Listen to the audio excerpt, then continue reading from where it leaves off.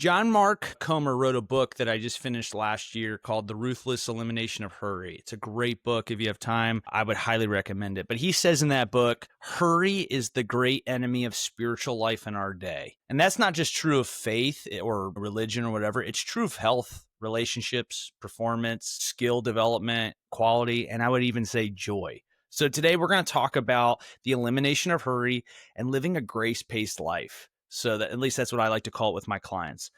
So we live in a culture that glorifies busyness. You know, the calendar's full, the inbox is overflowing, and our brains are always in go mode. And the problem isn't activity, it's really pace.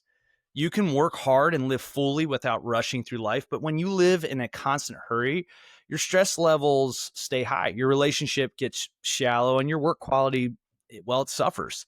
So why hurry is harmful? It's harmful because it keeps you from like a constant state of fight or flight. It causes it keeps you in a constant state of fight or flight. It causes sloppy decision making and missed details. It robs relationships of depth. Right? You're physically present, but mentally you're just absent. So living a grace pace means being deliberate with your time. It's pacing yourself with like a marathon, not a sprint. It's understanding that sustainable success comes from consistency and not chaos, right? This is why often when you work with a coach like you will at Comeback, we don't do crash dieting. You know, there's a sense that like if you're going for sport and you wanted to go into a bodybuilding competition or physique competition, yes, there's some extreme examples. But for most health and longevity and wanting to perform well, it's this slow, methodical, consistent route and a graced pace that really allows you to get there over time and then stay there. So here's the 4 takeaways, and then I'm going to give you some challenges. Number 1, prioritize big rocks first. What do I mean by that? Decide that you have 1 to 3 priorities that you can tackle a day.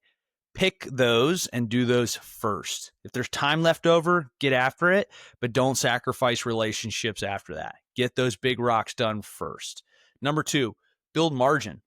Leave breathing room between meetings, workouts, and errands, right? Give yourself some time where you're going to say, I need a 10-minute walk, or I'm probably going to run over on these meetings, right? Be realistic with it.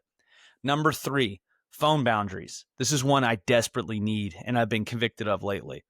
Set specific time where you're going to check your emails, text messages, Instagram, social media, right? Instead of reacting all day. Reacting is not a pace. It's just a state of just being in anxiety, right? So we want to make sure that we are planned, and the planned life is a grace-paced life.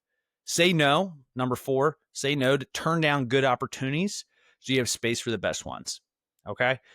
FOMO is one of the keys of just not living a grace-paced life, and recognizing that you have your values in place so you know what you're doing and why you're doing it will really help you combat what is an actual thing that you need to be at and what's something you can say no to. All right.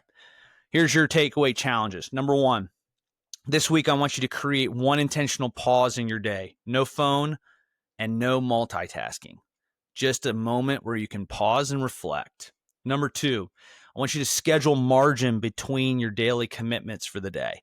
So try this week on Sunday when you're looking at your Monday through Friday and say, where can I create some margin in between these meetings so I can have some reflection time, I can have some breathing time, I can have a transition to be more present with the next thing I need to accomplish or do. And then number 3, the last one, identify 1 thing you can say no to this week to protect.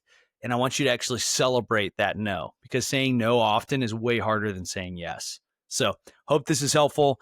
Leave some comments in the message below and let me know how things go this week.